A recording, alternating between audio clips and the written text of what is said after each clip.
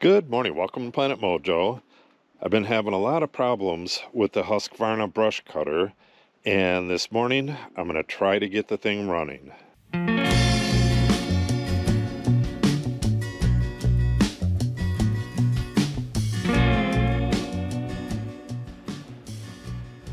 I'm going to pull the plug, get that nice and clean and gapped correctly. I'm going to pull the air cleaner. Unfortunately, I don't have a replacement, but I'm going to make sure that that's clean, and I can try to start it without the air cleaner in there. I'm going to put some fresh gas in there. I have starting fluid just in case I need it. I don't think I should need it. And I'm going to get this blade off of it and put the trimmer head on. I have a massive amount of stuff to trim. Some of it is still left over from last year. This went bad last year. I took it in. They worked on it. Here's the service ticket. And it worked a little bit for a little while, and then it kind of puked out again. So this is kind of the last chance for this. I might have to rebuild it, or I might have to get another one. I don't know. They don't make this model anymore. The new model is, they have I believe it's a 123, but it's one something, and then it skips up to the 323L or something like that. They don't make this model. They make a bigger one and a smaller one. And if I do have to replace this, I think I'll go with the bigger one, because I do use the saw all the time. I take down trees up to 6 inches. I have used the heck out of this since I've owned it. I mean, this is like my #1 tool for doing the clearing for the oak savanna restoration. Just right in this area alone, I've probably taken out, I don't know, 200-300 smaller trees. But I've done it in this area, over there, down in the north pasture there, and the west pasture over here.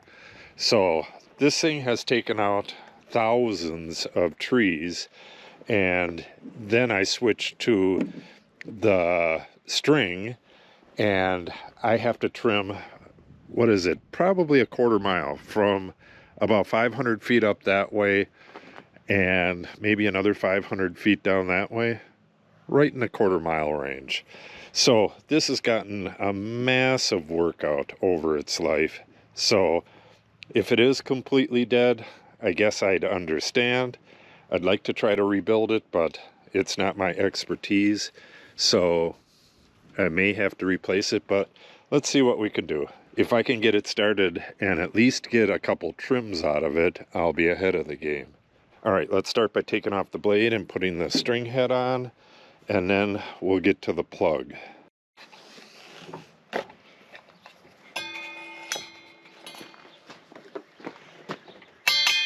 This blade is just totally shot. I have a new blade for it that I bought last year, and I'll put it on here if this thing is going to work. And I believe I found a new one of these as well, the little bumper thing.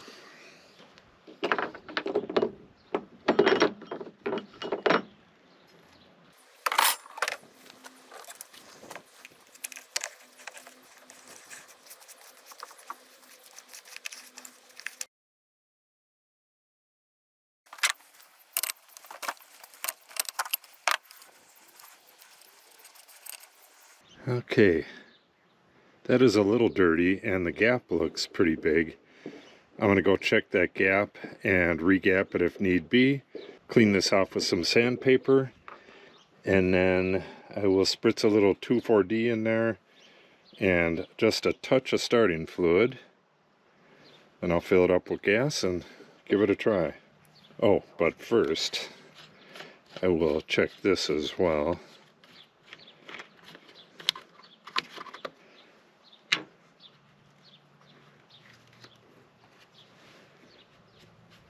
Yeah, that's a little dirty, but That is definitely not the problem.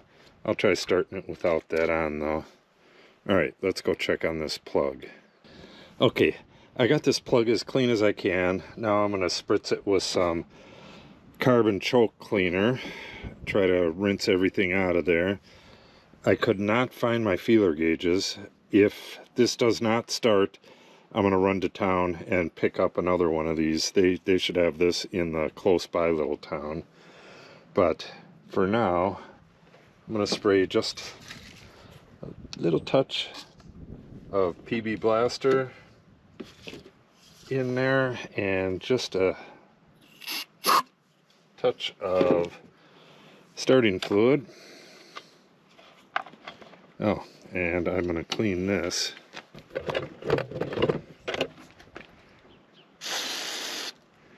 Yeah, you can see that black burnt up oil coming out of there. Sanded it as well as I could, but this always helps as well. Yeah, that's much cleaner. Okay, let's get this thing together, put some gas in it, and try to give it a start.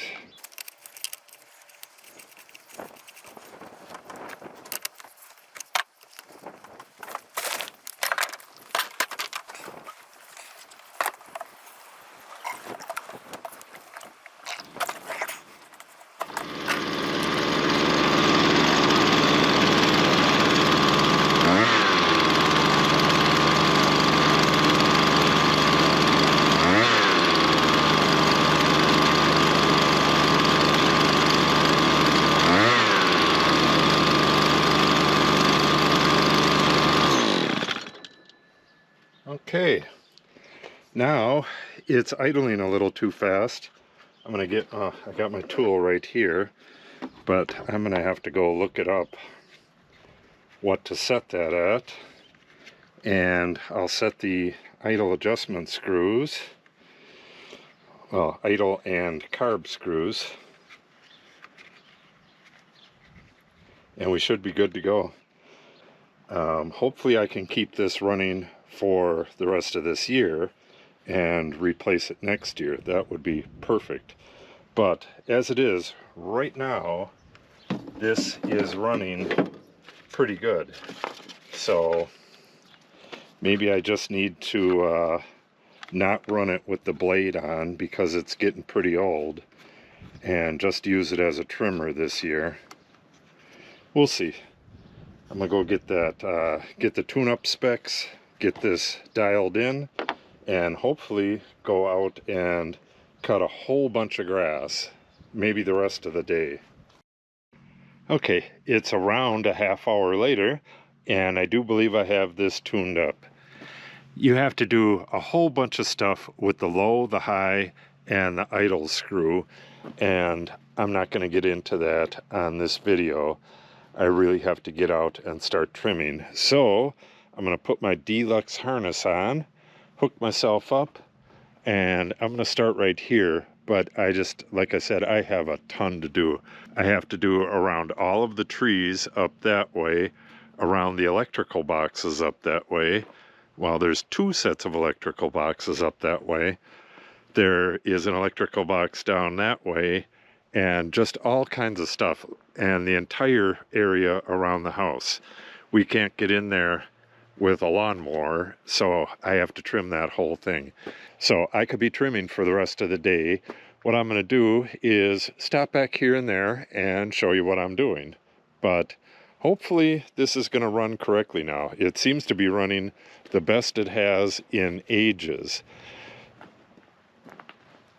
This had a problem with the carburetor last year. Well, it had a bunch of problems. You can look back on the videos and see that. I took this completely apart. Oh, it was missing screws. That's what happened. A couple of the screws fell out. I believe they were on the front part here. And the whole front shaft was like drooping down and stuff. Got all that fixed. And the carburetor was just running like crap. So I bought a cheap one on Amazon, and that didn't work. I took it in and they replaced it with an OEM Husqvarna carburetor, a new one, but they didn't tune it up, and it ran just terribly last year, but now I believe I have it.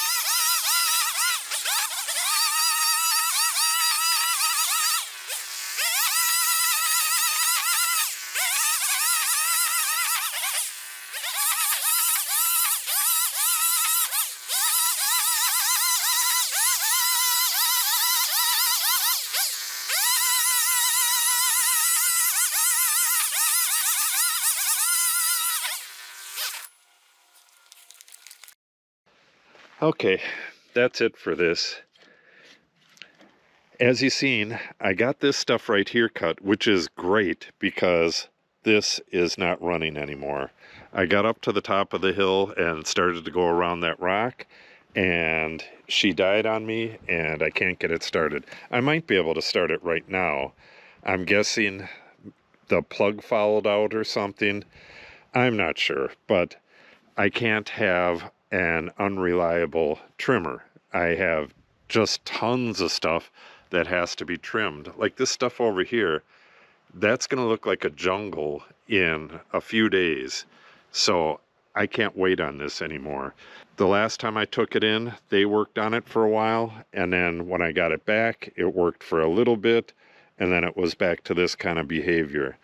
And I don't want to spend another $100 and some to take this in and have it come back and only work for a couple days again. So I did some research. This model is not made anymore, the 223R. They don't even list it on the Husqvarna site. They have the 129 and the 525. I'm going to do a little bit more research on them, and I think I'll show that online. But right now, we're leaning towards the 129. The 525, the Husqvarna dealer was talking to me about it. He said it has a solid steel shaft inside here instead of, this is kind of like a spring in here.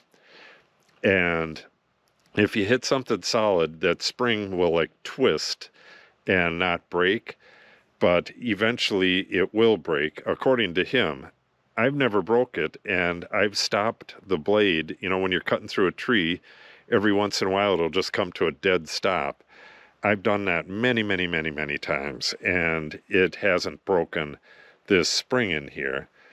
But what he was talking about is a shaft that has two ends that if it hits something immovable, those ends will break, and they're easy to replace, and they cost about $15. And like I said, it's a solid shaft that goes through there, a solid aluminum shaft. And I believe that is basically the only difference between the 129 and the 525. I'm going to go look all that stuff up, but I'm leaning towards the 129. I've done some amazing stuff with this one, and most of that stuff is done. I've cleared that pasture and these two pastures, and the majority of the woods down there. I've cut down well over 1,000 trees with this one, and there just isn't that much work left to do. I have maybe a couple hundred trees, maybe 1,000 more trees. There's a bunch over there, but the rest is going to be mostly grass. So I'm thinking I can go with the 129R. If worse comes to worse, I can get a bigger model at a different point, but money's kind of tight right now, so I'm leaning towards the 129. So I'm going to make my decision a little bit later tonight, and then when that gets here, I'm going to order it right away. And when that gets here, I'll do an unboxing and I'll test it out, and we'll see how it cuts trees and grass, and I'll compare it to this one, and I can compare it to the 336R, which is a small commercial model that the neighbor has. I used that last year, and I guess the newer ones have like a stalk that the handlebars is on. That's how that 336 is, and it looks like that's what's on both the 129 and the 525. It looks like it's probably going to be 4 or 5 days, and I should have a new one, and we'll unbox it. We'll test it out. We'll cut some trees. We'll cut some grass. And I will tell you the differences between that one and this one and the 336R. And you'll be better informed if you need one of these. So if you want to see that, make sure you subscribe and click on the update icon. If you have any questions or comments, make sure you put them in the comment section below. And if you share the video and or give it a like, it helps the channel out greatly. Thanks for watching and have a great day.